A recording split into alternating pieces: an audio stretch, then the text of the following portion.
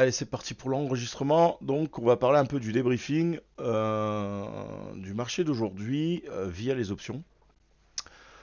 Donc, on a eu une belle baisse, hein. On a eu la news là qui est arrivée à 14h30. Donc ça, là-dessus, je pense que voilà, 14h30, le marché est redescendu. On avait les données ce matin comme zone avant la news. En gros, rester dans la VA d'hier entre la VAL et la VH. Et on attendait, le marché attendait justement cette news là. Et puis bon, on a bien vu que l'AVL, donc l'AVL c'est le trait bleu qui est ici. On voit qu'il y a eu du gros volume. Et boum, on est parti par le bas. Donc confirmation de cassure de VL. Le truc c'est que le marché est parti très très très bas. Et on a ouvert ici. Ok. Donc au moment où on ouvre, comme d'hab, on va pas se jeter dans la gueule du loup de suite. On va attendre de voir ce qui se passe sur les options. D'accord. Que tout le monde puisse se mettre en accord sur les options. Et qu'est-ce qu'on voit dessus dès l'open? Alors, c'est une nouvelle config hein, qu'on a mis en place, on développe sur le côté. Donc j'ai cette première journée de test. Donc la ligne jaune que vous voyez, c'est le notional du SPX, d'accord, donc de l'ES. La violette, c'est le Nasdaq. Et la rouge, c'est le Nasdaq. Donc tout ça, c'est total 1 heure. Et ensuite, en dessous, bah, vous avez le graphique, comme vous avez l'habitude de voir, les poutres et les cols du Nasdaq. Alors, qu'est-ce qu'on peut voir? On voit qu'on a notre ligne 0 qui est là. Bon, le S, pas grand-chose, légèrement haussier, mais par contre, on voit notre Nasdaq et les Max 7 qui commencent à descendre. Donc potentiellement, voilà, comme d'hab, hein, on attend 2-3 minutes, voir ce qui se passe. Qu'est-ce qu'on voit? On voit porte-voix, d'accord? Les poutres qui partent d'un côté, les cols qui partent de l'autre. La seule différence, c'est que on s'aperçoit que l'ouverture des cols est un peu plus grande et plus pentue que celle des poutres, donc automatiquement le total ici est plutôt négatif. Et c'est surtout après ce retest là. Après ce retest, on voit que les cols repartent à la baisse. On voit que les puts, c'est légèrement plat. Donc ça, setup de vente. Et ensuite, hop, du premier setup de vente, on passe au deuxième setup de vente où on a notre canal baissier. Donc qu'est-ce qu'on aurait pu faire? Donc c'est à partir de, en gros, 30, 30, 30, 31, 32, voilà, le temps de le voir. Donc à l'open, qu'est-ce qu'on a? On a le marché qui monte, hein, on a notre LVN, on voit qu'on a notre LVN, on revient sur notre LVN, on voit qu'on n'arrive pas à casser les hauts. Là, on commence à voir nos Max 7 et Nasdaq qui sont en train de décrocher. On voit, c'est le moment où on voit nos puts qui montent, mais avec une accélération plus importante côté call. Et quand on a ce petit retest aux alentours des 31-32 là, on voit que bah, nos puts, eux, ne continuent pas à monter, et par contre, nos calls vont commencer à descendre. Donc là, potentiellement, ici, c'était pas bête de commencer des pauses short. D'accord. Commencer à mettre des pauses short, donc soit attaquer les hauts, soit attaquer sur des sell stop pour pouvoir manger un petit peu déjà ici. Ensuite, qu'est-ce qu'on voit? Ben, on voit canal haussier. Ok, bon, on se dit bah, potentiellement ça peut être un pullback si le notional continue à descendre. Sauf que là, on voit que au moment où on a ce canal haussier, on voit que là ça commence à freiner, jusqu'à 38. D'accord, donc on est là. Et on voit que quand ça remonte, ici ça remonte effectivement, parce qu'en fait, comme on est très bas, il y a peu de notional, ben, automatiquement, dès qu'il va avoir un petit pullback sur le 10 minutes, hop là, ici ça va remonter. Ça va remonter. Bon, on est dans du gamma non effectif sur le Nasdaq, hein, parce que 200, moins 250, il est là. Donc on est vraiment faible, hein, d'accord. Moi, ce qui m'a plu ici, c'est que je voyais effectivement mon Nasdaq monter, mais je voyais que mes Max 7 ne bougeaient pas trop. Et bah, j'étais toujours dans mon scénario de short. Et ce que j'ai fait, c'est que derrière, j'ai continué en fait à monter des push short. À monter des push short entre guillemets, assez sereinement. On voit qu'on a notre gamma 0. Bon, on a ici, c'était une zone qui était identifiée dans le briefing de ce matin, qui était un delta négatif. Qu'est-ce qu'on peut voir? Eh ben, à partir de 45, de 45. Ici, on rattaque un canal baissier, d'accord? Donc ici, on voit que bon, mon gamma négatif, mon gamma net, non pas le gamma net, le gamma Nasdaq. Le Nasdaq, bon, on a 120, ouais, il remonte pas, bon, un peu comme hier, hein, c'est-à-dire qu'on est quasiment dans du gamma notional faible. Par contre, on a nos Max 7 qui tirent, hein, parce que Max 7 c'est 120 et on voit que par contre eux ils sont dans le négatif. Donc en fait, c'est pour ça que début de séance, j'avais plutôt un billet vendeur parce que je voyais mes Max 7 qui dégringolaient. On était en gamma effect. Effectivement, mon Nasdaq non et le S donc la ligne jaune, on voit que bon, elle n'explose pas la hausse, on passe un peu au-dessus, hein, c'est 250, bon, on est monté à 330, boum, ça recave, on remonte à 290, boum, ça recave. Donc cette zone-là, moi, elle m'intéresse à me dire, bah, potentiellement, je peux aller chercher des shorts. Donc encore une fois, bien évidemment, c'est l'order flow qui va me faire appuyer, mais le timing, on l'a au niveau comment on appelle ça, hein, au niveau de notre 10 minutes, quoi. Donc là, on continue à avoir donc des descentes. Donc ici, on peut continuer à chercher des shorts.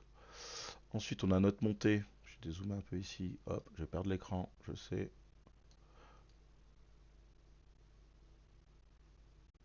Je vais mettre à peu près la même tête, à la même heure à peu près. Ouais, on va faire ça. On va aller jusque un peu plus loin. Voilà. Donc, qu'est-ce qu'on voit? Eh ben, on voit qu'on a notre remontée là, hein. Donc, on a fait notre short ici. On voit que le marché remonte. Donc, aux alentours des 50. Qu'est-ce qu'on voit? Ben, à 45, rebelote, canal baissier, d'accord? 45, on est toujours à un gamma faible, hein. On a toujours nos max 7 dans gamma effect. Faut bien faire attention, hein, le gamma effect du Max 7 est différent de l'ES et du Nasdaq. Donc il faut bien prendre ça en compte et pas se dire ah il est qu'à moins de 200, c'est pas grand chose. Non, non, c'est déjà pas mal sur les Max 7. Donc qu'est-ce qu'on fait? Eh ben, on peut commencer à monter une pause en short ou simplement attendre notre signal canal baissier. Donc celui-là c'était celui-là et ici donc aux alentours là, on a aux alentours de 6, même avant, on a ici canal baissier, on a ici canal baissier, donc on voit qu'on a pas mal de setup de vente, hein. Là, je reste toujours dans ma vente parce que j'ai mon Nasdaq qui est dans un gamma qui reste faible, mais j'ai les Max 7 qui le tirent vers le bas. Donc, moi, ce que je vais attaquer, ben, c'est des scalps, hein. Donc, scalp, on va donner les heures, hein, 46, 51, 57, 7. Donc, on va revenir là-dessus, 46, je sais plus combien j'ai dit. 46, 51. Voilà, 51, on est là. On voit qu'on arrive en haut. Des gros acheteurs. Ça arrive pas. On short. C'est pas un marché de foufou où ça part à la cave. Bien évidemment, encore une fois, pourquoi? Bah, parce que le notional est faible. Donc on va avoir des trades, mais c'est pas des trades qui vont nous prendre 400 points. Euh, la différence avec hier, c'est qu'hier, on avait quasiment les trois en notional no effect. Donc, c'était compliqué à gérer le marché. C'est pour ça qu'on n'a même pas fait de vidéo. On a fait le débrief, mais je ne l'ai même pas posté sur YouTube. Par contre, là, la différence par rapport à hier, c'est vrai que le S et le Nasdaq, c'était pas foufou. Mais par contre, on voyait les Max 7 qui tiraient vers le bas. Donc, tout ça, bien évidemment, ça pouvait shorter. Ensuite, 16 heures. 16 heures. Bon, là, ici, ça descend. 16 heures. 16 heures ici à la rigueur, bon c'est un peu, on a notre canal baissier à 57, donc 57, on est ici. Moi je sais que cette jambe-là, j'ai tiré le profil, hein, donc c'est que je l'ai travaillé. Donc cette jambe-là, je l'ai travaillé en short. Là on a toute cette phase de range, donc jusqu'à 10. En fait compte, c'est cette phase qui est là, hein. Donc moi ça me plaisait parce que je voyais mes puts qui n'arrivaient pas à faire de plus haut. Et à chaque fois, je voyais mon setup de vente, hein, c'est-à-dire un qui range, un qui descend. Et donc, ça me plaisait de voir cette configuration-là, à ce moment, dans ce range-là. J'avais pas du tout envie de partir, encore une fois, à l'achat grâce au Max 7. Et donc, il y avait possibilité de continuer à prendre, tout simplement, à prendre des shorts. Par contre, qu'est-ce qui va se passer à partir de 9, 10? Là, on voit que les Max 7, ils remontent. D'accord? Et là, les trois commencent à driver. Et là, on commence à voir quoi? On commence à voir. Je vais mettre comme ça. Allez, on va le mettre sur 250. Voilà. Donc là, on voit que nos max 7 qui nous tiraient par le bas, bah, en fait, compte reviennent quasiment à zéro. On voit que notre Nasdaq, eh ben, ça y est, il commence à arriver sur le gamma effect et que le S, il part en l'air. Donc à ce moment-là, qu'est-ce qu'on aurait pu se dire? Eh ben, potentiellement, on va peut-être pas continuer à descendre, d'accord? Donc, à voir ce qui va se passer. Par contre, là, quand je vois mon max 7 qui remonte et que je vois que les deux, donc le S et le Nasdaq, passent en gamma effect, bah, potentiellement, on va pouvoir aller chercher des achats. Et chercher des achats, et ben, ça se trouvait ici.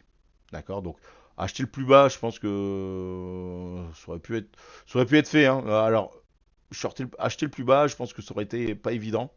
Parce que, à part faire l'order flow pur, en dire bah, retour VWAP, des gros vendeurs, hein, on voit très bien, il n'y a rien sur la descente. On commence à avoir un gros paquet de vendeurs agressifs. Ça n'arrive pas à casser les bas, on commence à partir vers le haut. Par contre, à ce moment-là, pour moi, on est légèrement contre le notion, mais c'est même pas légèrement, on est contre le notional, hein, parce qu'on a toujours les gammas qui nous poussent vers le bas au niveau des max 7. On a flat sur le Nasdaq et bah, no effect sur le S. Donc commencer à acheter là, c'est un peu compliqué. Par contre, voilà, à partir de, je sais plus combien j'ai dit, ouais, grosso modo, à partir de 13, on aurait pu se dire, tiens, il se passe quelque chose. Donc 13, on arrive là-dedans. Et se dire, qu'est-ce qu'on a à partir de 13. Bon, désolé avec tous ces. Je vais faire en sorte qu'après, on voit tout le temps mon chart, en fait. Et ben, c'est se dire, bon, ok, bah, là, maintenant, on abandonne les achats. On casse notre zone qui était donnée hier. On voit qu'on arrive sur les hauts. On n'arrive pas à faire de plus bas. On voit des gros acheteurs qui cassent les volumes, hein, qui cassent le range par le haut. Là, on est, bah, tout est full, hein, tout est full achat. Hein, 16h20, on n'en parle même plus. Hein. Voilà, c'est fini. Hein. Gamma, comment il s'appelle, le notional du Nasdaq en gamma effect. Pareil pour le Nasdaq, pareil pour le S. Et ben là, après, c'est quoi? Ben, c'est les achats, les setups d'achat, canal haussier, range, les puts qui remontent, canal haussier, et là on est parti, on va chercher de la hausse, quoi. D'accord? Après, pareil, qu'est-ce qu'on aurait pu se dire si on attaque toutes les hausses ici? Ben, on revient sur notre fameuse VL de tout à l'heure. Et se dire, tiens, on retape la VA d'hier, potentiellement il peut se passer quelque chose. Donc 16h40, 16h40, voilà, 16h40. Nos structures, qu'est-ce qu'elles nous disent? Ben, que ça range et que ça commence à descendre. Donc là, on aurait pu faire, pour les traders contrariens, commencer à monter des pauses en contre-tendance, hein, okay, pour faire de la position contre-tendance. Pourquoi? Ben, parce qu'on voit qu'on arrive sur la VH, on voit que bah, le S, bah, il n'arrive plus à faire grand-chose, on voit que le Nasdaq, il est en train de se casser la figure, on aurait pu commencer à chercher donc des shorts, et surtout, après, quand on voit cette descente du notional, on peut aller chercher tous les setups de vente. D'accord? Donc 44, on est juste là. Hein. On est encore une fois, c'est pas un truc qui va vous donner arriver ici, dire ah, il fallait shorter. Mais à partir de là, potentiellement, on pouvait repartir à la vente. Et puis après, bah, rebelote, hein, notional qui repart à la hausse. Donc, ok, même si on arrive à plus de, même à zéro, par exemple pour le S, on vient quand même de passer de moins 400 à plus zéro. Donc, comme je vous ai déjà appris, on va aussi travailler les deltas de variation du mouvement pour pouvoir prendre en compte le notional. Eh ben écoutez, c'est fini pour aujourd'hui. Comme d'habitude, on se retrouve dans l'open space pour répondre à vos questions. Allez, à de suite.